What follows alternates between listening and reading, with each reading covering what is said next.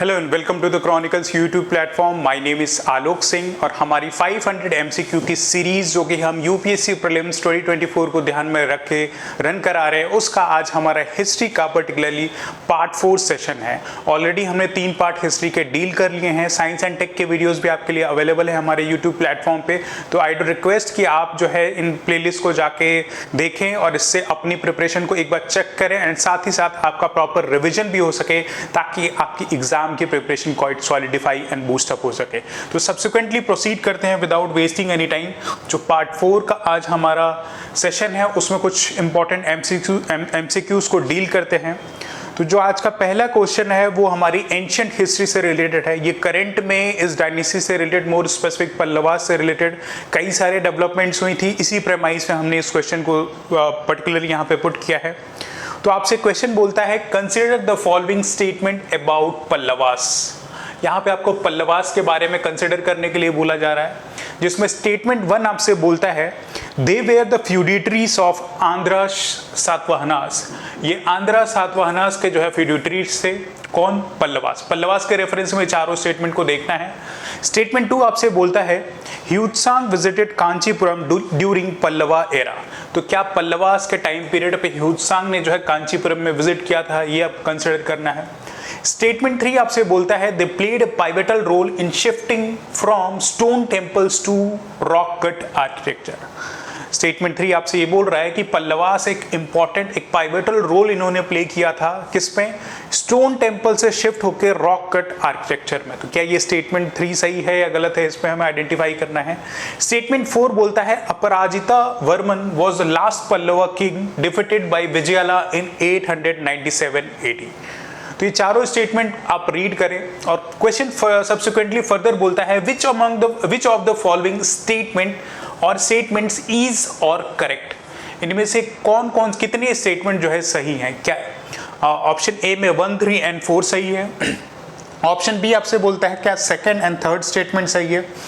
Option C आपसे बोलता है क्या 1st, 2nd and 4th statement सही है, या चारों के चारों ही स्टेटमेंट सही हैं। ये आपको आइडेंटिफाई करना है। तो आई रिक्वेस्ट की वीडियो को पॉज करके एक बार क्वेश्चन को रीड करें, एनालाइज करें। थोड़ा फैक्चुअल है, थोड़ा स्टेटमेंट बेस्ड क्वेश्चन है, लेकिन हमारे आर्ट एंड कल्चर के पर्सपेक्टिव से भी इंपॉर्टेंट है एंड बियॉन्ड हिस्ट्री के भी पर्सपेक्टिव से क्वाइट इंपॉर्टेंट है क्योंकि करंट में न्यूज में रहा है। नाउ देखते हैं पहला स्टेटमेंट क्या बोलता है पल्लवास के बारे में। स्टेटमेंट आपसे बोल रहा है consider the following statement regarding Pallavas. तो आपको पल्लवास जो है एक southern part of the India में एक रूलिंग डायनेस्टी थी, उसके बारे में चारों स्टेटमेंट कंसिडर करने के लिए बोलता है। जिसमें पहला स्टेटमेंट बोलता है कि दे वेयर द फ्यूडिटरीज ऑफ सातवाहनास। यस, ये स्टेटमेंट 1 जो है आपका करेक्ट है, पहला स्टेटमेंट सही है। ऑल्दो पल्लवास की जो है ओरिजिन डिस्प्यूटेड बताई जाती है, कोई रेलेवेंट सोर्स नहीं है, लेकिन लार्जली एक्सेप्ट किया जाता है कि जो आंध्रा रीजन में सातवाहनास रूल कर रहे थे उन्हीं के फ्यूडिटरीज थे ये पल्लवास। नाउ ये पल्लवास 500 ईयर्स तक southern part of the India, जो कि certain part of the Andhra Pradesh, Karnataka, Tamil Nadu का जो रीजन है वहां पे ये पल्लवास रूल कर रहे थे और इनकी कैपिटल सिटी जो थी वो कांचीपुरम थी। दे रूल्ड फ्रॉम 4th सेंचुरी से लेके टिल 9th सेंचुरी तक इन पल्लवास ने जो है southern part of the India में रूल किया था। इनके कुछ इंपॉर्टेंट रूलर्स थे जैसे कि Mahendra Varman. Beyond Mahendra Varman, Narasimha Varman was the important ruler जो कि पल्लवा डायनेस्टी से रूल करते, पल्लवा डायनेस्टी से इन्होंने रूल किया था। तो ये कुछ इंपॉर्टेंट रूलर्स थे। एंड बियॉन्ड पल्लवास के बारे में एक इंपॉर्टेंट पिक्यूलियरिटी ये भी है जो कि आर्किटेक्चर से रिलेटेड है। ये यहाँ पे जो है रॉक कट आर्किटेक्चर का इन्होंने काफी जो है स्टैब्लिश किया था इस पर्टिकुलर आर्किटेक्ट, तो इसके लिए भी ये जाने जाते हैं। तो ये फर्स्ट स्टेटमेंट आपका सही हो जाता है, right. And as I told कि इन्होंने करीब 500 सालों तक जो है southern part of the India में रूल किया था। तो इन्हीं के टाइम पीरियड पे जो ह्यूत्सांग है, मोर रेफरेंस जो ह्यूत्सांग का हर्षवर्धन के टाइम पीरियड पे दिया जाता है कि हर्षवर्धन के टाइम पीरियड पे ह्यूत्सांग इंडिया आए थे और इन्होंने इंडिया के बारे में बहुत सारी इंफॉर्मेशन अपने ट्रीटीज में प्रोवाइड की है। लेकिन southern part of the India में ह्यूत्सांग जो है पल्लवास के टाइम पीरियड पे ही गए थे। इन्होंने कांचीपुरम में विजिट किया था और ह्यूत्सांग ने बहुत सारी इंफॉर्मेशन उस टाइम के जो southern part of the India है उसमें बहुत सारी अपनी जो बुक लिखी थी उसमें इन्होंने इंफॉर्मेशन प्रोवाइड की थी। ये स्टेटमेंट 2 भी आपका सही है। नाउ जो स्टेटमेंट 3 है इसमें ये बोल रहा है कि they played a pivotal role shifting from stone temples to rock cut architecture. तो ये स्टेटमेंट 3 आपका गलत है, ये रिवर्स में है। पल्लवास ने जो है रॉक कट आर्किटेक्चर से शिफ्ट किया था स्टोन टेम्पल्स की तरफ, स्टोन कट टेम्पल्स की तरफ, तो ये थोड़ा रिवर्स में है। तो ये चीज आपको आइडेंटिफाई करनी है। पल्लवास ने बहुत ही इंपॉर्टेंट रोल प्ले किया था महाबलीपुरम में। आप जो रथ टेम्पल को देखेंगे तो उसमें जो है आपकी पल्लवा डायनेस्टी के जो रूलर्स उन्होंने बहुत ही इंपॉर्टेंट रोल प्ले किया था। पहाड़ों से, रॉक से, आपकी जो है ये रॉक्स होती थी, इनसे काट के जो है टेम्पल्स का डेवलपमेंट किया था। एंड फर्दर ये आर्किटेक्चर स्टोन टेम्पल्स में जो है इवॉल्व हुआ था। तो ये रिवर्स ऑर्डर में है, तो स्टेटमेंट 3 आपका गलत हो जाता है। नाउ स्टेटमेंट 4 जो आपका बोलता है Aparajita Varman was the last Pallava king defeated by Vijayala in 897 AD. तो ये स्टेटमेंट 4 आपका सही है। जो पल्लवा डायनेस्टी के लास्ट रूलर थे वो अपराजिता वर्मन थे। ये याद करने की जरूरत है, रिटेन रखने की जरूरत है कि जो लास्ट रूलर थे वो अपराजिता वर्मन थे, जिनको चोला डायनेस्टी के रूलर जो है विजयाला ने 897 एडी में जो है डिफीट किया था। तो इस पर्सपेक्टिव से फर्स्ट, सेकंड और फोर्थ हमारे सही हैं, and so the option C is the correct option. तो ये इन ब्रीफ जो है आपकी पल्लवा डायनेस्टी से रिलेटेड क्वेश्चन है। नाउ प्रोसीडिंग फर्दर प्रोसीड करते हैं और एक मॉडर्न इंडिया से क्वेश्चन प्रैक्टिस करते हैं। क्वेश्चन आपसे पूछ रहा है, who was the Mughal emperor during the establishment of British East India Company in India. East India Company ने जब अपना रूल जो है इंडिया में एस्टैब्लिश किया था, तो उस टाइम पे इंडिया में कौन मुगल एम्परर था। अब यहाँ पे दो कंसेप्ट आपसे पूछे जा रहे हैं।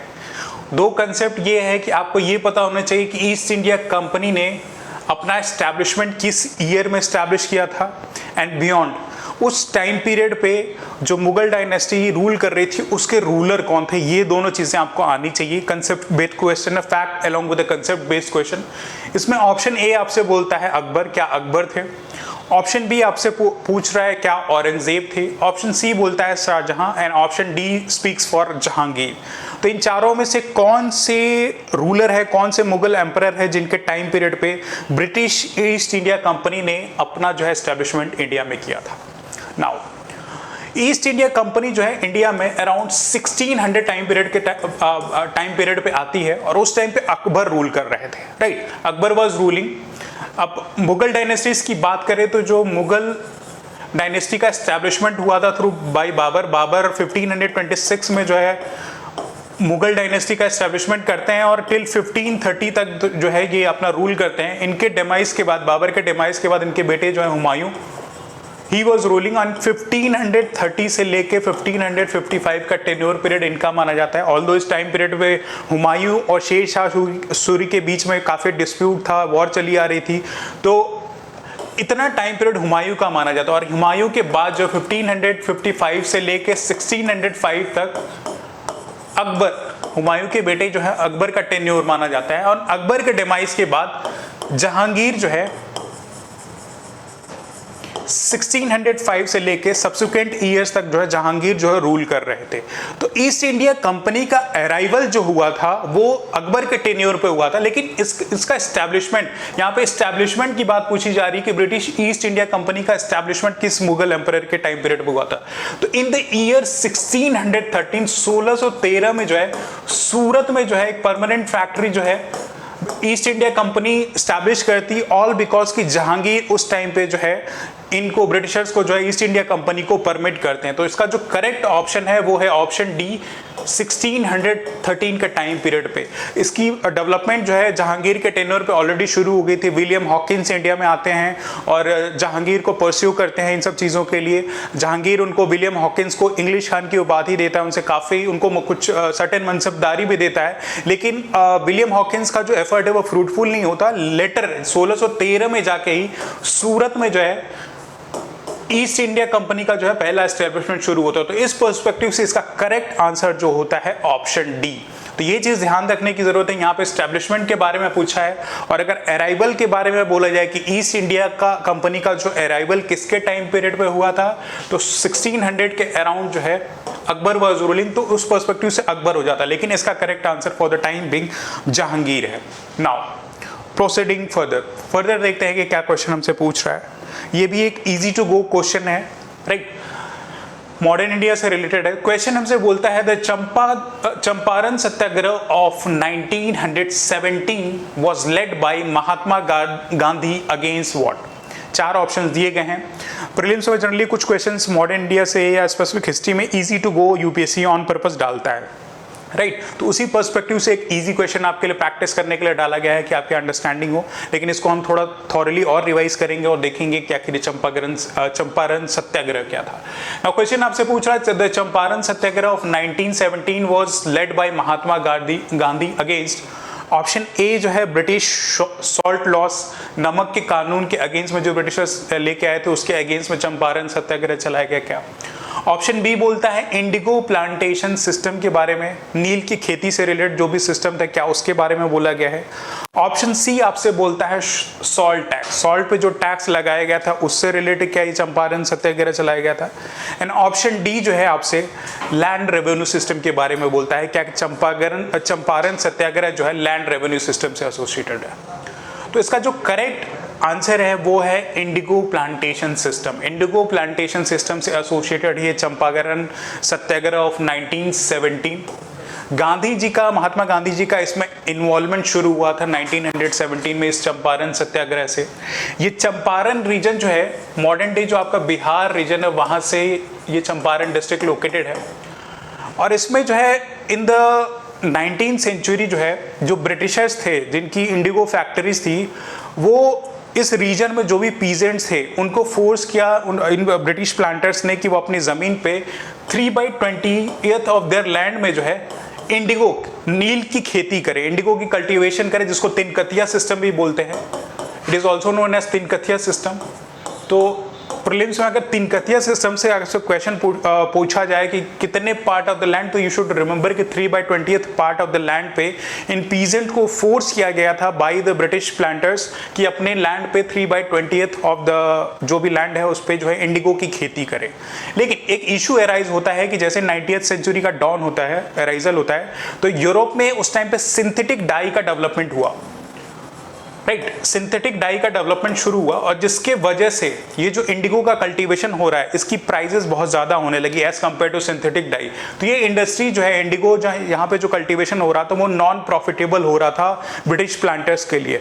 और इस ऑब्लिगेशन से हटने के लिए अपना जो कॉन्ट्रैक्ट इन पीजेंट्स के साथ इन्होंने प्लांटर्स ने साइन किया था, तो क्या करते हैं फोर्सफुली एग्जॉर्बिटेंट जो है टैक्स का इम्पोजिशन, बहुत सारे टैक्स इम्पोजिशन करना शुरू कर देते हैं पीजेंट्स में, जो कि पीजेंट्स की कैपेबिलिटी के बाहर था कि इतना टैक्स पे कर सके। बियॉन्ड फेमाइन जैसी सिचुएशन, जहां महामारी जैसी सिचुएशन में बहुत सारा एग्जॉर्बिटेंट रेट ऑफ टैक्स जो इम्पोज किया गया, तो जो इंडिगो के प्लांटर्स थे यानी कि जो पीजेंट्स थे उनका इशू जो है उस टाइम पे राजप्रसाद शुक्ल जी ने अलॉन्ग विद राजेंद्र प्रसाद जी ने जो है महात्मा गांधी को इससे अवेयर कराया। महात्मा गांधी 1915 में इंडिया आ चुके थे साउथ अफ्रीका से, और जब महात्मा गांधी को इसकी अवेयरनेस होती है तो वो बोलते हैं कि मैं चंपारण जाके विजिट करूंगा और वहाँ के जो पीजेंट्स हैं, जो फार्मर, उनके इशू को देखूंगा।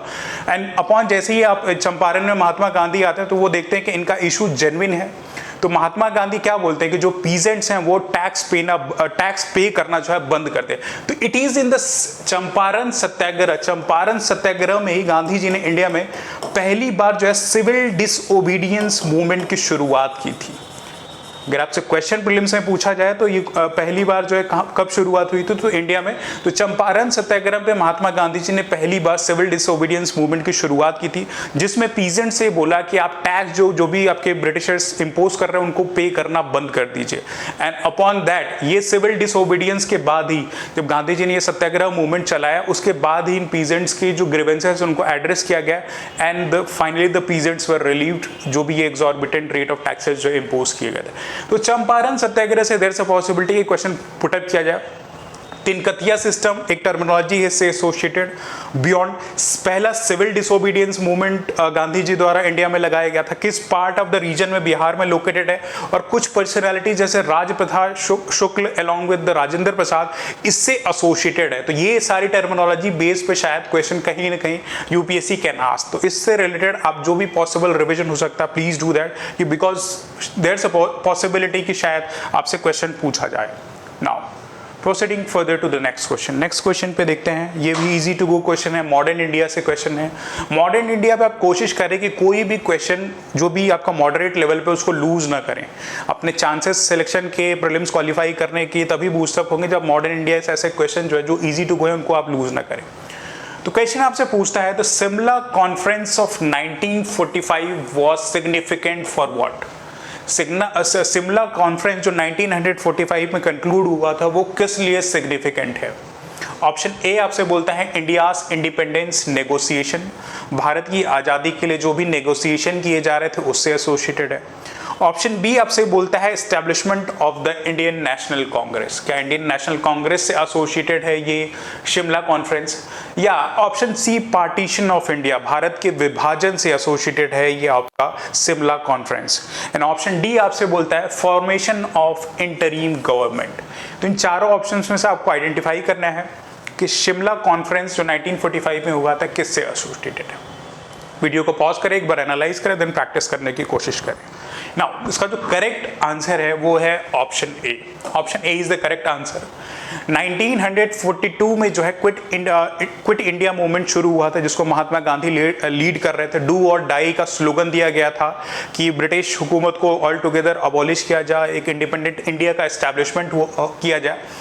ऑल बिकॉज के क्रिप्स मिशन, क्रिप्स प्रपोजल जो उस टाइम पे आया था वो उस हमारे जो फ्रीडम फाइटिंग मूवमेंट की जो नीड्स थी सेटिस्फाई नहीं कर रहा। उसके बैकड्रॉप में क्विट इंडिया मूवमेंट की शुरुआत होती है। जो भी इंपॉर्टेंट डिग्निटरीज थे लाइक महात्मा गांधी, जवाहरलाल नेहरू, इनको अरेस्ट कर लिया जाता है। महात्मा गांधी को आगा खान पैलेस ऑफ पुणे में जो अरेस्ट करके डिटेन करके रखा जाता है, लेकिन कोई सोल्यूशन नहीं मिलता। फाइनली जो है महात्मा गांधी जेल से जब छूट के आते हैं तो वो हंगर स्ट्राइक पे जाते हैं और यहाँ पे डिस्प्यूट एराइज होता है किसके बीच में? जो आईएनसी इंडियन नेशनल कांग्रेस था और उस टाइम पे ऑल इंडिया मुस्लिम लीग थी, इनके बीच में डिस्प्यूट अराइज होता है। ऑल इंडिया मुस्लिम लीग अपनी डिमांड लेके आती है, बोलती है कि we are the sole representatives of the Muslims in India. तो मुस्लिम के सारे जो इंटरेस्ट हैं उसको head All India Muslim League करना चाहती थी और इस बात से डिसएग्री कर रही थी कि कोई भी मुस्लिम रिप्रेजेंटेटिव अगर कांग्रेस में है, इंडियन नेशनल कांग्रेस में है, तो वो उनके हित के बारे में सोचे ना। उसी बैकड्रॉप में सी राजगोपालाचारी जो है महात्मा गांधी और मोहम्मद जिन्ना के बीच में नेगोशिएशन करते हैं, इंटरमीडिएटरी का रोल प्ले करते हैं कि एक मिडिल ग्राउंड सॉल्यूशन लेके आया जाए ताकि एक इंडिपेंडेंट यूनिफाइड इंडिया का जो है जन्म हो। लेकिन ऐसी डेवलपमेंट होती नहीं है। फाइनली जो शिमला कॉन्फ्रेंस में लॉर्ड वेवेल होते हैं, ये एफर्ट डालते हैं कि इसका एक सॉल्यूशन डेवलप हो, जो भी मेंबर्स या कॉन्स्टिट्यूशनल रिफॉर्म्स लेके आया जाए। लेकिन ऑल इंडिया मुस्लिम लीग इससे डिसएग्री करती है कि वो कांग्रेस को ऐसा रिप्रेजेंटेटिव ऑफ कांग्रेस, और वो चाहती थी कि उसी की मोनोपोली हो मुस्लिम के इंटरेस्ट को ध्यान में रखने के लिए, मुस्लिम के इंटरेस्ट को जो ऑल इंडिया मुस्लिम लीग ही फर्दर जो परपेचुएट करे। तो उस हिसाब से दोनों के बीच में डिसएग्रीमेंट होता है एंड फाइनली जो शिमला कॉन्फ्रेंस का इंटेंट था वो ऑन ग्राउंड नहीं आता। तो ये इसी यहाँ पे जो ऑप्शन ए इन चारों ऑप्शंस में से है कि इंडिया के इंडिपेंडेंट नेगोशिएशन के बारे में ये रिलेटेड था, जिसमें All India Muslim League headed by Mohammad Jinnah agree नहीं करते हैं और इसीलिए इसका जो है ऑन ग्राउंड इम्प्लीमेंटेशन नहीं होता। इस पर्सपेक्टिव से option A is the correct answer for this question. Now proceeding further to the next question, बहुत ही इंपॉर्टेंट क्वेश्चन है। इससे इस थीम से रिलेटेड जो है ब्रॉडली बुद्धिज्म, जैनिज्म या आपके वैदिक रिचुअल्स पे based question every now and then हर साल यूपीएससी पूछती है। तो देखते हैं क्वेश्चन क्या है।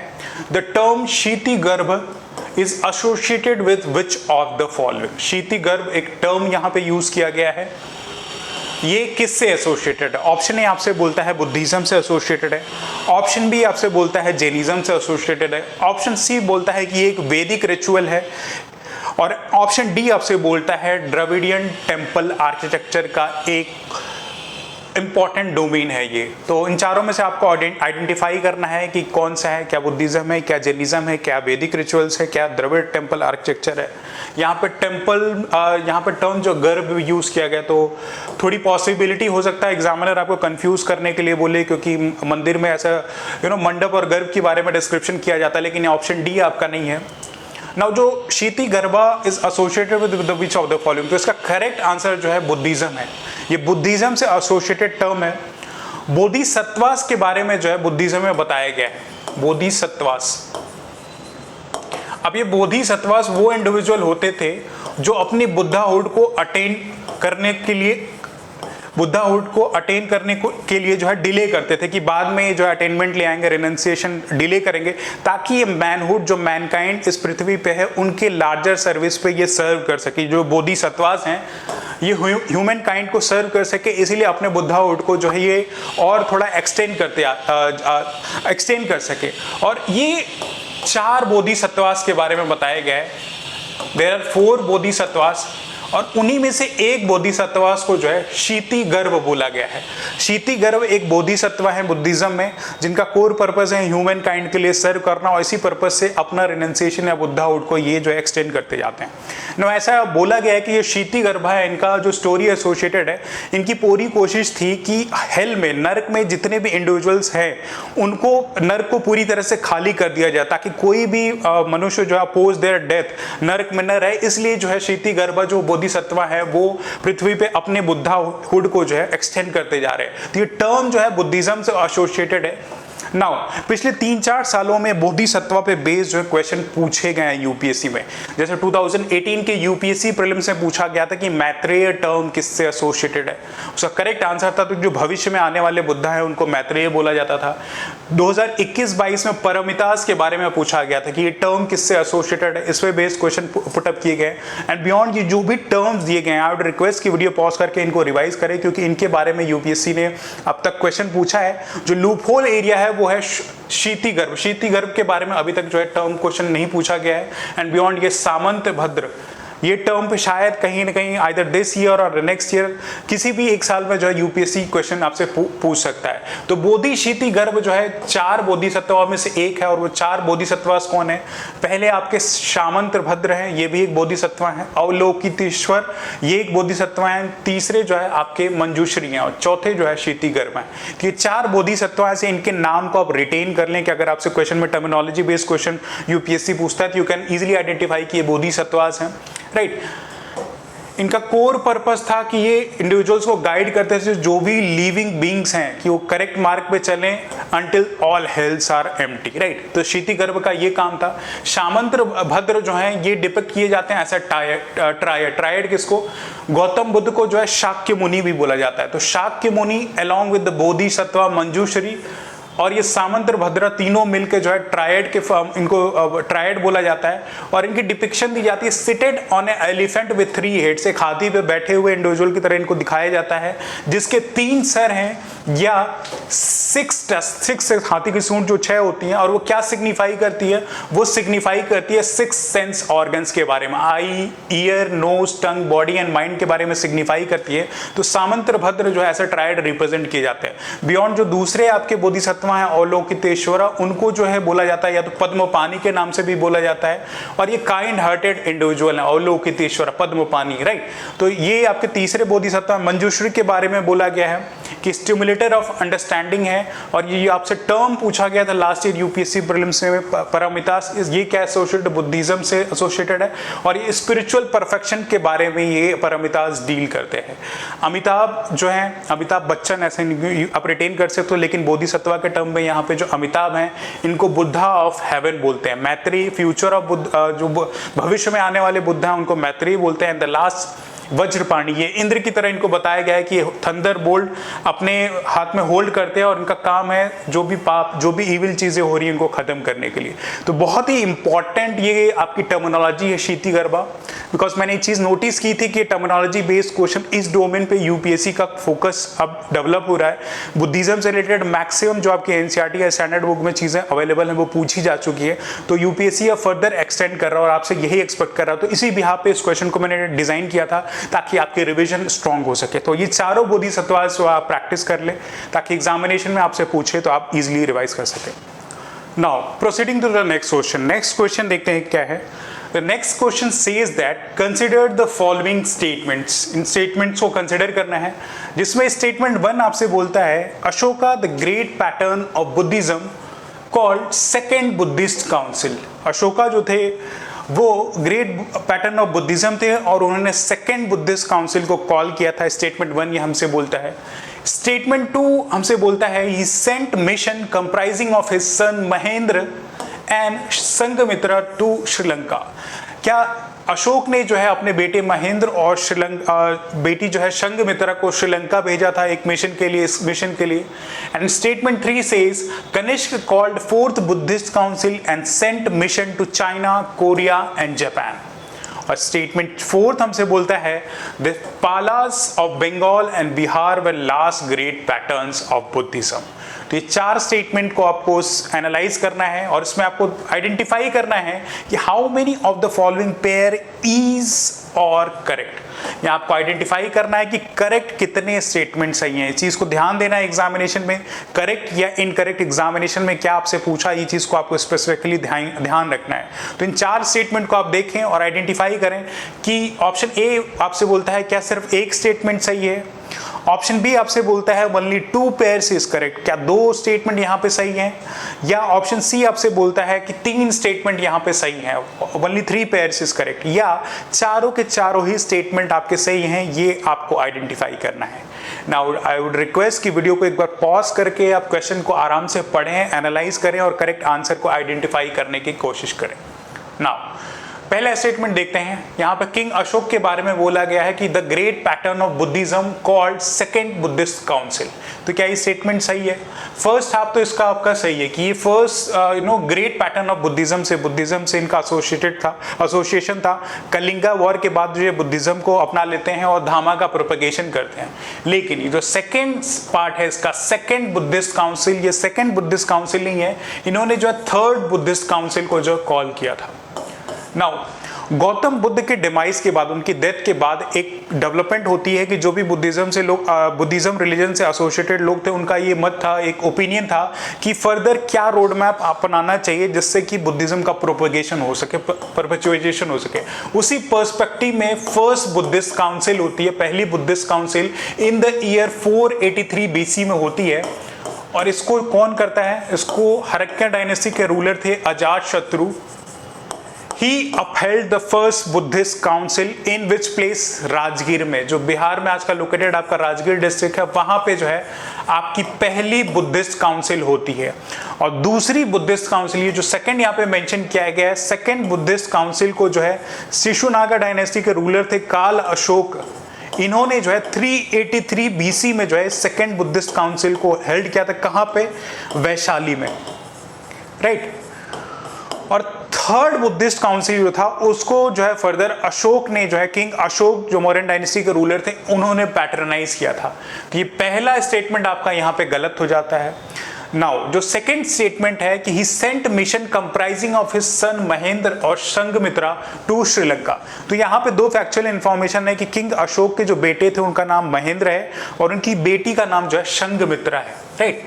और इन्होंने थर्ड बुद्धिस्ट काउंसिल के बाद जैसे ही बुद्धिज्म को अपना लिया होता है तो अपने बेटे और बेटी को श्रीलंका में भेजते हैं धामा प्रोपगेशन के लिए, बुद्धिज्म के प्रमोशन प्रोपगेशन के लिए श्रीलंका भेजते हैं ऑन अ मिशन। तो ये स्टेटमेंट 2 आपका जो है सही है, एक स्टेटमेंट यहाँ पे सही है, राइट। नाउ जो स्टेटमेंट 3 आपसे पूछता है कि Kanishka called fourth Buddhist council है sent mission to China, Korea and Japan.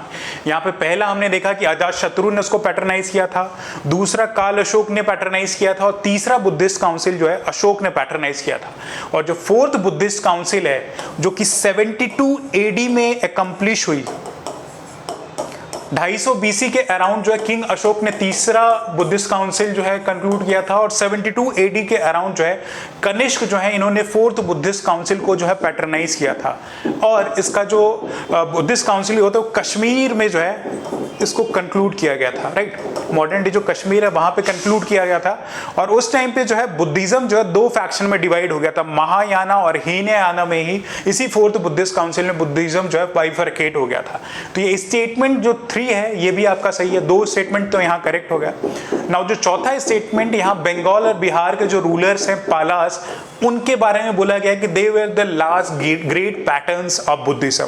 Yes, it's correct. आपने देखा होगा कि उदांतपुरी यूनिवर्सिटी स्टैब्लिश की गई थी और ये जो पालास रूलर थे जो बंगाल और बिहार के, इन्होंने जो है बुद्धिज्म को लार्जली पैटर्नाइज किया था। तो सिर्फ बुद्धिज्म को नहीं, इन्होंने और भी रिलीजन के बारे में ध्यान रखा था। तो ऐसा नहीं था सिर्फ बुद्धिज्म पे एसेंचुएटेड है, लेकिन ये लास्ट ग्रेट पैटर्न थे। जो भी एक मेजर रूलिंग डायनेस्टी थी ये पालास ही लास्ट ऐसे ग्रेट पैटर्न थे बुद्धिज्म के। तो ये तीनों के तीनों स्टेटमेंट आपके सही हो जाते हैं, राइट। और उस पर्सपेक्टिव से आपका करेक्ट आंसर यहाँ पे जो है only 3 pairs, only 3 statement are correct. तो ये आपका जो ऑप्शन सी यहाँ पे करेक्ट ऑप्शन हो जाता है।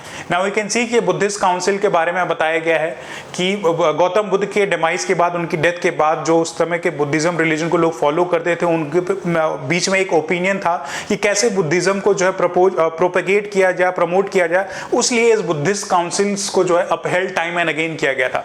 तो पहला बुद्धिस्ट काउंसिल जो है 483 BC में राजगीर में, ऐसा ही टोल्ड, इसको अजात शत्रु ने पैटर्नाइज किया था और उसके चेयरमैन तब थे महाकश्यप, राइट। और इसकी जो इंपॉर्टेंट डेवलपमेंट है, ये ध्यान देने की जरूरत है, इस पे यूपीएससी में क्वेश्चन प्रीलिम्स में शायद पूछा जा सकता है। पहली बुद्धिस्ट काउंसिल में विनय पिटका और सुत्त पिटका जो है इनका कंपाइलेशन किया गया था, राइट। विनय पिटका और सुत्त पिटका। अब ये विनय पिटका क्या है? जो बुद्धिस्ट काउंसिल स्टैब्लिश की गई, जो भी मोनेस्ट्रीज स्टैब्लिश की गई थी, उनमें क्या डिसिप्लिन फॉलो हो, उसको जो है विनय पिटका में बनाया गया। विनय ऐसा टर्म बोला जाता है ना, विनय। तो विनय पिटका में डिसिप्लिन, जो क्या डिसिप्लिन होगा संघ का, उसके बारे में विनय पिटका में बताया गया था। और सुत्त पिटका में जो जनरली जो है गौतम बुद्ध ने जो भी चीजें बोली थी, जो भी सेइंग दी थी, वो सुत्त पिटका में कंपाइल की गई थी। और इस सुत्त पिटका को कंपाइल किसने किया था? आनंद ने किया था। और विनय पिटका के अगर बारे में बोला जाए तो उपाली इनके जो इन्होंने जो है इसका कंपाइलेशन किया था। तो पहली बुद्धिस्ट काउंसिल में विनय पिटका, सुत्त पिटका किया गया था। सेकंड बुद्धिस्ट काउंसिल जो है आपकी 383 BC में होती है। और ये कहाँ पे, किस प्लेस पे? वैशाली में। इसको पैटर्नाइज कौन करते हैं? किंग काल अशोका, जो शिशुनागा डायनेस्टी से रिलेटेड है। और इसके चेयरमैन तब सब कम ही थे, राइट, ये थे। और इसमें जो है बुद्धिज्म 2 फैक्शन में डिवाइड होता है। एक को थेरावादा बोलते हैं एंड दूसरा जो था उनको महासंघिकास बोलते थे। सेकेंड बुद्धिस्ट काउंसिल में बुद्धिज्म 2 फैक्शन में, थेरावादा और महासंघिका। अब ये दोनों कौन है, ये चीज ध्यान देने की जरूरत है। इनके बीच में डिवीजन ये अराइज हुआ था कि जो भी बुद्धिज्म से रिलेटेड कंपाइलेशन हो रही है, थेरावादा का बोलना था कि जो भी गौतम बुद्ध की जो ओरिजिनल सेइंग है, जैसा उन्होंने बोला है वैसा ही कंपाइल किया जाए, राइट। तो इनका थेरावादा का ये मत था। और महासंघिकास थे, उनका पर्सपेक्टिव था कि जो भी गौतम बुद्ध ने कहा है उसको लिबरल अप्रोच में प्रेजेंट किया जाए, यानी कि थोड़े मॉडिफाइड वर्जन में। और इसी बिहाफ पे, इन्हीं डिस्प्यूट के कारण सेकंड बुद्धिस्ट काउंसिल में बुद्धिज्म, इन दोनों में डिवीजन हो जाता है। तो अगर यूपीएससी में आपसे क्वेश्चन थेरावाद या महासंघिका के बारे में पुटअप करे तो यू नीड टू आइडेंटिफाई कि इसका करेक्ट स्टेटमेंट कौन सा है। नाउ तीसरा जो अभी हमने डिस्कस किया कि किंग अशोक ने इसको पैटर्नाइज किया था और ये 250 BC में इन द कैपिटल सिटी, ये आपकी पाटलिपुत्र में हुई थी। और इसके चेयरमैन जो थे मोगालीपुत्र तिस्सा थे। और यहाँ पे जो है थर्ड जो अभिधाम पिटका है, राइट, त्रिपिटकास बोलते हैं इनको बुद्धिज्म में। सुत्त पिटका, विनय पिटका एंड अभिधाम पिटका जो है त्रिपिटकास बोलते हैं इनको। बास्केट्स ऑफ नॉलेज जो है अभिधाम पिटका में जो फिलोसॉफिकल सेइंग्स जो थी उनको रखा गया है, राइट। तो ये अभिधाम पिटका जो है थर्ड बुद्धिस्ट काउंसिल में अंडर किंग अशोक किया गया था और ये फिलोसॉफिकल टीचिंग्स हैं। And fourth, as I discuss, कि किंग कनिष्का जो है कुशाना डायनेस्टी के 72 AD में कश्मीर में इसको जो है टुक प्लेस हुआ था और इसको चेयरमैन किया था वसुपुत्र ने। और बुद्धिज्म इस फैक्शन में डिवाइड हुआ था महायाना और हीनयाना में। यहाँ से आप कह सकते हैं कि एक मूर्ति पूजन की जैसे शुरुआत हुई थी। हीनयाना फैक्ट ऑफ बुद्धिज्म जो था वो मानता था कि बुद्धा की जो भी सेइंग है उनको वर्शिप किया जाए। और महायाना जो है ये गौतम बुद्ध की मूर्ति लगा के उनके रिलिक्स का स्तूपा बना के महायाना जो फैक्शन जो इनका वर्शिप कर देते। तो इसी ओपिनियन के बीच में ये फोर्थ बुद्धिस्ट काउंसिल में इनके बीच में डिवीजन क्रिएट हो जाता है। एंड फर्दर जो है महायाना और हीनयाना फैक्शन ऑफ बुद्धिज्म जो ओरिजिनेट होता है। अगर पूछा जाए क्या किंग अशोक ने किसको पैटर्नाइज किया था, तो यू नीड टू राइट कि यहाँ पे जो है महायाना फॉर्म ऑफ बुद्धिज्म को किंग अशोक ने पैटर्नाइज किया था। तो ये कुछ इंपॉर्टेंट इंफॉर्मेशन है। इससे ट्विस्ट एंड टर्न करके शायद प्रोबेबिलिटी है कि यूपीएससी आपसे बुद्धिज्म बेस्ड, क्योंकि हर साल क्वेश्चन बुद्धिज्म पे आते हैं, तो क्वेश्चन पुटअप किया जा सकता है। नाउ ये हमने सारे बुद्धिस्ट काउंसिल को जो है रिवाइज कर लिया है, क्वेश्चन को प्रैक्टिस कर लिया है। क्या क्वेश्चन पुटअप था, ये था। Now further proceeding to the next question. Next question पे प्रोसीड करते हैं। इसमें देखते हैं कि हमसे क्वेश्चन क्या पूछ रहा है। क्वेश्चन हमसे यहाँ पे बोलता है, consider the following pairs about tirthankars. Tirthankars के बारे में यहाँ पे आपको इन स्टेटमेंट्स को जो है कंसिडर करना है। इसमें नेम दिया गया है कुछ इंडिविजुअल्स के और उनके बिहाफ पे कुछ सिंबल्स को मेंशन किया गया है। और यहाँ पे आपको आइडेंटिफाई करना है कि कौन कौन से पेयर्स जो है करेक्ट मेजर हैं, करेक्टली जो है उनके सामने रखे गए हैं। पहले जो है आप ऋषभ के बारे में बोला गया कि ऋषभ एक पहले तीर्थंकर थे, आपके फर्स्ट जैन तीर्थंकर ऋषभ देव थे और इनका सिंबल यहाँ पे बुल बताया गया, सांड जिसको हिंदी में बोलते हैं। सेकंड आपका मल्लीनाथ बोला गया है कि मल्लीनाथ का जो सिंबल है वो वाटर पॉट है, क्या वाटर पॉट उनका सिंबल है। स्टेटमेंट 3 में आपका महावीर, वर्धमान महावीर के बारे में बोला गया कि उनका सिंबल जो है लॉयन है। और चौथा जो है आपका पार्श्वनाथ, जो आपके 23rd तीर्थंकर थे वो पार्श्वनाथ थे, उनका क्या सिंबल जो है सरपेंट, सांप था। इनमें से आपको आइडेंटिफाई करना है कि कितने करेक्ट हैं, क्या एक करेक्ट है, क्या दो करेक्ट है, ओनली 3 पेयर्स आर करेक्ट, क्या सारे के सारे ही सही है, ये आपको आइडेंटिफाई करना है। नाउ आई नो कि जैनिज्म में तीर्थंकर्स के बारे में डिस्कशन किया जाता है, जिसमें 24 तीर्थंकर बोले गए हैं कि दे आर 24 तीर्थंकर्स। और पहले तीर्थंकर आपके ऋषभ देव थे, 23rd तीर्थंकर आपके जो पार्श्वनाथ थे, और जो 24 जो लास्ट तीर्थंकर आपको वर्धमान महावीर के बारे में बताया गया है। ये जैनिज्म से एसोसिएटेड है। नाउ इन्हीं पर्सनालिटी से एसोसिएट कुछ सिंबल्स दिए गए थे कि जो ये आपके सिंबल्स यहाँ मेंशन किए गए हैं, तो इससे एसोसिएटेड आपको आइडेंटिफाई करना है। फैक्चुअल पार्ट में क्योंकि जैनिज्म बुद्धिज्म से मैक्सिमम क्वेश्चन पूछे गए हैं, तो यूपीएससी थोड़ा एडवांस लेवल पे अप्रोच कर सकता है, तो इसमें आपको आइडेंटिफाई करना है। इसमें जो पहला पार्ट है आपका ऋषभ, यस इनका करेक्ट है ये कि ये बुल इनका सिंबल था। आरबी नहीं याद हो रहा है तो आरबीएस बैंक कर लो या रॉयल चैलेंजर्स बैंगलोर, ऐसे कुछ नेमोनिक्स बना लो ताकि आपके रिटेन रहे इन्फॉर्म। तो ऋषभ का जो सिंबल था, ऋषभ जो देव थे जो पहले तीर्थंकर थे, उनका सिंबल जो था बुल था। मल्लीनाथ का जो सिंबल था वो वाटर पॉट था। मल्लीनाथ है तो पानी का मटका होता है, मटका आप समझ रहे हो, तो मटका और मल्ली ऐसे कोरिलेट कर लो। इनका सिंबल जो था वाटर पॉट था, ये भी आपका सही है। महावीर जो वर्धमान महावीर थे, उनका सिंबल जो है लॉयन था, शेर था, तो वो भी सही है। चौथा भी आपका जो है पार्श्वनाथ, इनका सिंबल सरपेंट था। तो ये चारों के चारों ही ऑप्शन आपके सही हो जाते हैं। इनका करेक्ट सिंबल ये मैच है। इस पर्सपेक्टिव से ये आपका option D, all the pairs are correct, is the correct answer. Now इसकी थोड़ी एक्सप्लेनेशन आप देख लें, वीडियो को पॉज करके एक बार ये 24 के 24 तीर्थंकर्स के बारे में देख लें और इनके कौन कौन से सिंबल्स हैं, एक बार दो बार कुछ मेमोरीज या ट्रिक के थ्रू इनको रिवाइज कर लें ताकि आपकी जो है इंफॉर्मेशन ये अपडेट हो सके। नाउ एक इंपॉर्टेंट ये भी है कि यहाँ पे प्लेस ऑफ निर्वाण दिया गया है, जिसमें मैक्सिमम जैन तीर्थंकर्स का जो प्लेस है वो समेत शिखर है। अब ये समेत शिखर जो है पिछले 1 सालों में क्वाइट इन न्यूज रहा है, डिबेट में रहा है, करंट अफेयर्स में रेगुलर ऑफ एन आता रहा है, तो शायद प्रोबेबिलिटी है शायद यूपीएससी पे क्वेश्चन पुटअप कर दे समेत शिखर के बारे में।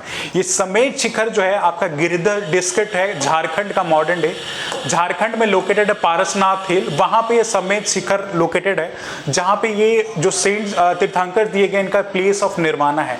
ये न्यूज में इसलिए रहा है कि इस रीजन में, गिरिधर डिस्ट्रिक्ट में मोर स्पेसिफिक जो है पारसनाथ हिल है समेत शिखर के पास, यहाँ पे गवर्नमेंट कुछ इंफ्रास्ट्रक्चर डेवलपमेंट कर रही है, राइट, इंफ्रास्ट्रक्चर वहाँ रोड का कंस्ट्रक्शन कर रही है। तो वहाँ पे जो जैन मॉन्क्स हैं उन्होंने इस चीज़ के विरोध में बोला है कि अगर ऐसा कुछ कर रहे हैं तो ये जो रिलीजियस प्लेस हैं इनको नुकसान पहुँचेगा, राइट। तो ये करंट में ये प्लेस इन न्यूज़ रहा है, इसी पर्सपेक्टिव से इस क्वेश्चन को लिया गया, लेकिन इसको एक्स्ट्रापोलेट करके आप इसको रीड कर लें। बियॉन्ड जो पहले ऋषभ देव थे इनका आपका जो है कैलाश में प्लेस ऑफ निर्वाणा है। बियॉन्ड ये आपके वसु पूज्य जो हैं, जो इनका सिंबल फीमेल बल इनका चंपापुरी है। एंड बियॉन्ड वर्धमान महावीर है, इनका पावापुरी में जो है निर्वाण प्लेस है। बाकी जितने भी आपके तीर्थंकर 21 तीर्थंकर हैं, इनका जो है समेत शिखर में ही प्लेस ऑफ निर्वाणा है। तो वीडियो को पॉज करके एक बार ये पीस ऑफ इंफॉर्मेशन आप रिवाइज कर लें, हो सकता है कि यूपीएससी शायद इस पर क्वेश्चन पुटअप कर सके। एंड बियॉन्ड सिंबल बेस्ड भी क्वेश्चन शायद स्टेटमेंट बेस्ड या फैक्चुअल ऐसे आपसे यूपीएससी पूछ सकता है। Now proceeding to the next question. Next question आप देखते हैं कि क्या है। यूपीएससी में जनरली जो है क्रोनोलॉजी बेस्ड हिस्ट्री में क्वेश्चन पूछे जाते हैं। रूलिंग डायनेस्टी, उनका टेन्योर असेंडिंग या ऐसे ऑर्डर में रखा जाता है कि सबसे पहले क्रोनोलॉजी में कौन आता है, उसी बिहाफ पे इस क्वेश्चन को डाला गया है। एंशिएंट हिस्ट्री से रिलेटेड है। स्टेट पीसीएस में last year I think UP PCS में इससे क्वेश्चन पुटअप किया गया था। इसी पर्पज से क्रोनोलॉजिकल अंडरस्टैंडिंग के लिए ये क्वेश्चन डाला गया है। नाउ क्वेश्चन आपसे क्या बोलता है? Question speaks as consider the following and identify the correct sequence of ruling dynasty from earliest to latest in historical chronology. Earliest सबसे पहले कौन सी रूलिंग डायनेस्टी थी, उसके बाद कौन सी आई, उस क्रोनोलॉजी में आपको जो है इसको अरेंज करना है। तो जो आपका स्टेटमेंट 1 है वो पहला बोलता है शिशुनागा, हरणक्य, मौर्य या नंदास। स्टेटमेंट बी में भी इन्हीं की क्रोनोलॉजी को रिवर्स किया गया है। आपको करेक्टली आइडेंटिफाई करना है कि सबसे पहले रूलर कौन थे, उसके बाद कौन आए, सब्सिक्वेंटली तीसरे नंबर पे कौन है और चौथे पे कौन है। इन 4 ऑप्शंस में आइडेंटिफाई करें। इनकी डेट लाइन जब आपको पता होगी तभी आप ये क्वेश्चन को ईजिली आप टैकल कर सकते हैं। नाउ वीडियो को एक बार पॉज करें क्योंकि इसको एनालाइज करें और करेक्ट आंसर आइडेंटिफाई करने की कोशिश करें। नाउ जो करेक्ट आंसर इसका है वो है आपका option D. Option D is the correct answer. अब ये जो रूलिंग डायनेस्टी सी, चारों रूलिंग डायनेस्टी हरणक्या, शिशुनागा, नंदास और मौर्य जो दी गई हैं, ये हमारे एंशियंट हिस्ट्री जब आप पढ़ेंगे तो वहां पे मगध, जो आपका आज का मॉडर्न डे बिहार है, उसको मगध के नाम से जाने जाते थे और ये प्रोमिनेंट 16 महाजनपद में से मोस्ट पावरफुल महाजनपद था। 16 महाजनपद के बारे में जो बताया गया है उसमें से आपका मगध जो है एक इंपॉर्टेंट रीजन था और ये चारों की चारों डायनेस्टी ने टाइम एंड अगेन यहाँ मगध पे जो है रूल किया था। तो जो सबसे पहली डायनेस्टी थी वो अराउंड 600 बीसी के अराउंड हरणक्या डायनेस्टी है, जिसके इंपॉर्टेंट रूलर बिंबिसार हैं, वो रूल करते थे। अजातशत्रु के बारे में हमने पढ़ा था कि अजातशत्रु ने अपने ही फादर का मर्डर किया था, दैट इज बिंबिसार, वो इसी हरणक्या डायनेस्टी से रिलेटेड है। एंड बियॉन्ड बिंबिसार अजातशत्रु जो थर्ड इंपॉर्टेंट रूलर है उदयन, ये हरणक्या डायनेस्टी से बिलोंग करते हैं, राइट। इस हरणक्या डायनेस्टी के बाद शिशुनाग आते हैं, जो हरणक्या डायनेस्टी के लास्ट रूलर, उनको किल करके शिशुनाग जो है शिशुनागा डायनेस्टी का स्टैब्लिशमेंट करते हैं, एक ब्रीफ टाइम पीरियड के लिए ये रूल करते हैं। काल अशोक के बारे में हमने पढ़ा था कि सेकेंड बुद्धिस्ट काउंसिल, अभी हमने डिस्कस किया कि काल अशोक की पैटर्नाइजेशन में हुई थी, तो वो इसी शिशुनागा डायनेस्टी से बिलोंग करते थे।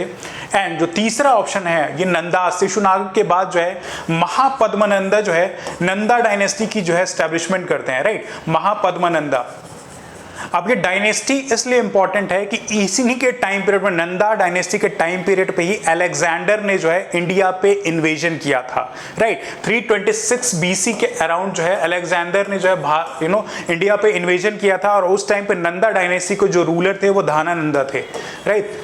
धानानंदा जो थे नंदा डायनेस्टी के रूलर थे, वो इसी टाइम पीरियड पर एक बहुत ही इंपॉर्टेंट रूलिंग डायनेस्टी थी। इनकी मिलिट्री माइट के बारे में बोला जाता था कि काफी लार्ज थी, लेकिन एक मिथ बोला जाता है कि इन्हीं की मिलिट्री माइट के डर से अलेक्जेंडर वापस चला गया था। ऑल्दो ये डिस्प्यूटेड चीज है, लेकिन इन्हीं नंदा डायनेस्टी के टाइम पीरियड पे अलेक्जेंडर ने इंडिया में इन्वेड किया था। तो अगर स्टेटमेंट बेस्ड क्वेश्चन है यू कैन इजिली आइडेंटिफाई। और जो लास्ट आपके हैं, राइट, वो मौर्यास है। चंद्रगुप्त मौर्य, अशोक, ऐसे इंपॉर्टेंट रूलर मौर्य डायनेस्टी से बिलोंग करते थे, तो ये लास्ट इन द क्रोनोलॉजी हैं जो इसके करेक्ट आंसर है।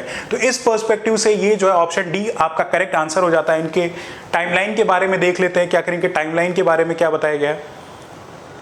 अब इनके टाइमलाइन के बारे में ऑल्दो यहाँ पे वो मेंशन नहीं है। अब ये हरणक्या डायनेस्टी जो है 600 बीसी से अराउंड 413 बीसी तक इन्होंने जो है रूल किया था, राइट। ऐसे डिस्कस कि इसको जो बिंबिसार ने एस्टैब्लिश किया था। शिशुनागा डायनेस्टी जो है आपकी 413 बीसी से 345 बीसी तक रूल किया था। 413 बीसी से 345 बीसी तक आपकी शिशुनागा डायनेस्टी ने रूल किया था। एंड जो आपकी नंदा डायनेस्टी थी वो 345 से लेके 322 बीसी तक रूल किया था। 345 से लेके 322 बीसी और 326 बीसी के अराउंड जो है अलेक्जेंडर ने इन्वेड किया। तो यू कैन सी किसी टाइम पीरियड में इन्वेजन हुआ था। और मौर्यास जो हमारे मौर्यास जो इंपॉर्टेंट रूलर है वो 322 बीसी से लेके अराउंड टिल आपकी जो है 185 बीसी तक इन्होंने रूल किया। इन मौर्यास के बाद आप देखेंगे कि जो कुछ इंपॉर्टेंट डायनेस्टी थे जैसे शुंगास, कनवास एंड आंध्रा डायनेस्टी ने इनके सब्सिक्वेंट बाद जो है वन ऑन वन जो है रूल किया था। तो ऐसा निमोनिक्स अगर आप ट्रिक बना के इसको रिटेन करना चाहें एंशिएंट हिस्ट्री पे, तो ये देखें आप, इनिशियल इसका ह सी ना, यहाँ पे माँ, हसीना माँ, ऐसे करके आप कुछ निमोनिक्स बना देते हो अगर टर्मिनोलॉजी आपको रिटेन नहीं होती है। तो ऐसे क्रोनोलॉजी बेस्ड क्वेश्चन आपसे यूपीएससी जो है सब्सिक्वेंट शायद और किसी डायनेस्टी के बारे में पूछ सकता है कि आप किसकी क्रोनोलॉजी अरेंज करें। लास्ट ईयर भी प्री मेडिवल टाइम पीरियड के बारे में फोकस रखा था यूपीएससी ने, इसलिए इस क्वेश्चन को ऑन पर्पस हमने लिया है। नाउ जो लास्ट क्वेश्चन इस सेशन का हम डील करेंगे वो देखते हैं कि क्या है। इसमें हमसे इस क्वेश्चन बोलता है consider the following statements about Jain council. अभी हमने बुद्धिस्ट काउंसिल के बारे में डील किया, आप देखते हैं जैन काउंसिल से रिलेटेड। इस सेशन में हमने पर्टिकुलरली बुद्धिज्म जैनिज्म से जो भी इंपॉर्टेंट क्वेश्चन उन सबको डील किया है, उनकी थीम को रिवाइज किया है। तो अगर कुछ क्वेश्चन आई बिलीव अगर इस थीम के अराउंड रिवॉल्व आता है तो आप इजीली अगर एक्सप्लेनेशन को रिवाइज कर लें तो यू आर क्वाइट कैपेबल कि आप उसको हैंडल कर सकते हैं एग्जामिनेशन में। नाउ स्टेटमेंट यहाँ पे consider the following statement about Jain council, जिसमें स्टेटमेंट 1 हमसे बोलता है the first Jain council was held under the patronage of Chandragupta Maurya in the year 300 BC। Chandragupta Maurya के बारे में बोला गया कि पहला जैन काउंसिल जो है चंद्रगुप्त मौर्य जी ने अपने पैटर्नेज में किया था। स्टेटमेंट 2 बोलता है it was held under the chairmanship of Sthulabhadra. तो क्या इस चेयरमैनशिप जो पहले बुद्धिस्ट काउंसिल के स्थूलभद्र जी ने की थी, ये हमें आइडेंटिफाई करना है। स्टेटमेंट 3 बोलता है कि the first Buddhist council witness compilation of 12 angas. जो पहला बुद्धिस्ट काउंसिल है इसमें 12 अंगास का कंपाइलेशन किया गया था, क्या ये सही है? चौथा स्टेटमेंट बोलता है second Jain council witness final compilation of 12 angas and 12 उपांगास। तो इसमें जो क्वेश्चन हमसे पूछ रहा है कि हमें आइडेंटिफाई करना है कि कितने पेयर्स करेक्ट है। ये चीज ध्यान देने की जरूरत है, करेक्ट या इनकरेक्ट आपसे यूपीएससी क्या पूछ रहा है। तो यहाँ पे आपको करेक्ट स्टेटमेंट आइडेंटिफाई करना है, कितने स्टेटमेंट यहाँ पे आपके सही है। नाउ बुद्धिस्ट काउंसिल के बारे में हमने सुना कि बुद्धिज्म के प्रोपगेशन के लिए काउंसिल विथहेल्ड की गई थी ताकि उनका प्रोपगेशन हो। उसी पर्सपेक्टिव से जैन काउंसिल भी स्टैब्लिश की गई थी, जिसका पहला जो जैन काउंसिल था उसको चंद्रगुप्त मौर्य ने इसको पैटर्नाइज किया था। तो एक इंफॉर्मेशन यहाँ पे आपको अवेलेबल हो कि चंद्रगुप्त मौर्य जी ने जो है अपनी जो है जैनिज्म रिलीजन को जो है पैटर्नाइज किया गया था, राइट। एंड में हम देखेंगे कि चंद्रगुप्त मौर्य की डेथ कैसे हुई थी। ये क्या होता है, जैनिज्म को अडॉप्ट कर लेते हैं and southern part of the India ये चले जाते हैं, सब कुछ छोड़ के जो है southern part of the India में चले जाते हैं और एक उस पद्धति को बोलते हैं संलेखना, जैनिज्म में फॉलो किया जाता है। इसमें इंडिविजुअल क्या करता है, फास्टिंग अंटिल डेथ, तब तक भूखा रहता है, तपस्या करता है जब तक उसको डेथ न मिल जाए, यानी कि अपने शरीर का पूरा परित्याग कर देना। तो चंद्रगुप्त मौर्य थे, इन्होंने इस संलेखना को अडॉप्ट किया था क्योंकि जैनिज्म को पैटर्नाइज कर रहे थे। Southern part of the India में गया और संलेखना को पैटर्नाइज यानी कि ये अपनी शरीर को इन्होंने त्याग दिया था, तब जाके इनकी डेथ हुई थी। लेकिन क्योंकि जैनिज्म को इन्होंने पैटर्नाइज किया था और इसी टाइम पीरियड पे क्या होता है, यहाँ पे एक फेमाइन आ जाती है, राइट। तो जैनिज्म एज यू नो कि ये लोग बहुत ही अपना जो रिलीजियस आइडियोलॉजी है अगेंस्ट नॉन वायलेंस है, किसी जीव की हत्या में बिलीव नहीं करते। तो जब फेमाइन जैसी सिचुएशन आई तो कुछ एक certain faction of the Jain जो होते हैं वो southern part of the India में चले जाते हैं, कुछ आपके इधर ही रहते हैं। लेकिन जब वो वापस आते हैं 12 साल बाद तो इनका एक बिलीफ होता है कि जो भी जैन मॉन्क्स हैं, जो भी नॉलेज उन्होंने गेन किया उसको एक जगह कंपाइल किया जाएगा, एक जगह उनको रखा जाए। और उसी के पर्सपेक्टिव में चंद्रगुप्त मौर्य जो है इस पहले जैन काउंसिल को जो है पैटर्नाइज करते हैं इन द ईयर 300 BC। तो आपको जो पहला स्टेटमेंट है ये सही हो जाता है। नाउ जो दूसरा स्टेटमेंट दिया गया है it was withheld under the chairmanship of Sthulabhadra, ये भी सही स्टेटमेंट है कि ये चेयरमैनशिप जो है पहले जैन काउंसिल की स्थूलभद्र ने जी ने की थी। नाउ ये जो यहाँ पे अंगास के बारे में बोला गया है ये इंपॉर्टेंट जैन लिटरेचर्स हैं जहाँ पे important treaties related to philosophy, related to ethics जो है जिनका कंपाइलेशन ये 12 अंगास में किया गया, उन्हीं को जो है अंग बोलते हैं कि इंपॉर्टेंट जैन लिटरेचर है। लेकिन ये 12 ही अंगास का कंपाइलेशन हो चुका, जो rest part of the knowledge थी वो अलग एक सेंट थे, जैन मॉन्क थे जिनको भद्रबाहु बोलते हैं और ये इस टाइम पीरियड पे नेपाल में थे। तो ये जो चंद्रगुप्त मौर्य जी ने अपने कुछ सिपाहियों को भेजा कि वहां उनसे रिक्वेस्ट करे कि वो वापस आके यहाँ पे नॉलेज है, लेकिन भद्रबाहु जो आते नहीं है। तो इन दोनों के बीच में यहाँ पे एक डिफरेंस क्रिएट होता है, राइट। तो पहले जैन काउंसिल में सिर्फ 12 अंगा का ही कंपोजिशन होता है और जो चौथा भी आपका स्टेटमेंट है, 3 तो सही है ही, चौथा स्टेटमेंट भी जो आपका है second Buddhist council witness final compilation of 12 angas जो ये बनाए गए थे, इनके 12 अंगास का फाइनल कंपोजिशन अलॉन्ग विद 12 उप अंग का भी इस सेकंड जैन काउंसिल में कंपोजिशन किया गया था। तो इस पर्सपेक्टिव से चारों के चारों ही स्टेटमेंट आपके सही हो जाते हैं, चारों ही स्टेटमेंट सही है। नाउ से रिलेटेड जो है अब देखते हैं कि थोड़ा सा रिवीजन आप कर लो कि पहले और दूसरा जैन काउंसिल में क्या क्या इंपॉर्टेंट डेवलप हुई थी। पहले जैन काउंसिल की जो प्रेसिडेंटशिप थी एज ए डिस्कस के स्थूलभद्र थे, करेक्ट ऑप्शन है। किस जगह पे हुआ था, पाटलिपुत्र में जो आज के मॉडर्न डे बिहार में लोकेटेड है। यहाँ पे क्या बनाया गया, 12 पूर्वास वर रिकम्पाइल्ड और 12 अंगास जैसा डिस्कस कि वहां पे आपका कंपाइलेशन हुआ था। जैनिज्म का डिवीजन हो गया था श्वेतांबर और दिगंबर में। श्वेतांबर जो आपके स्थूलभाव के अम्बेट में थे और दिगंबर जो कि भद्रभाव के अम्बेट में थे। तो इनका डिवीजन पहले जैन काउंसिल में हो जाता है और सेकंड जैन काउंसिल को जो प्रेसिडेंट थे वो देवरादि केशव रमन्ना थे और ये कहाँ पे हुआ था, ये वल्लभी में हुआ था। वल्लभी में सेकंड जैन काउंसिल हुआ था और यहाँ पे 12 अंगास वे इनकी रीस्ट्रक्चरिंग हुई थी और 12 उपअंगास एज ए डिस्कस कि उनका कंपाइलेशन हुआ था। तो इस पर्सपेक्टिव से क्वाइट इंपॉर्टेंट हो जाता है कि कहाँ पे इन दोनों की डेवलपमेंट हुई थी। इससे शायद यूपीएससी क्वेश्चन पुटअप कर सकता है। जैसे बुद्धिस्ट काउंसिल पे हमने एम्फेसिस डाला था क्या क्या डेवलपमेंट हुई, द सेम जो है आपके जैनिज्म से रिलेटेड, क्योंकि हर साल एवरी ईयर यूपीएससी बुद्धिज्म और जैनिज्म से क्वेश्चन पूछता ही पूछता है। तो आप अगर एंशिएंट हिस्ट्री को स्किप कर रहे हैं तो एटलीस्ट कुछ इंपॉर्टेंट टॉपिक जैसे बुद्धिज्म जैनिज्म है उनको आप रिवाइज कर लें। अंगास के बारे में मैंने बोला कि ये 12 प्राइमरी टेक्स्ट हैं जो कि ड्वेल करते हैं important aspect of Jain philosophy, जो कि एथिक्स से, कॉस्मोलॉजी से और कंडक्ट से रिलेटेड है, राइट। और ईच अंगा फोकस करता है एक specific area of the knowledge में। तो इसी बिहाफ पे ये जैन काउंसिल का जो पैटराइज किया था इन किंग्स ने कि ये जैनिज्म से रिलेटेड जो भी इंपॉर्टेंट लिटरेचर और डेवलपमेंट हैं उनको कंपाइल करके एक जगह रखा जाए।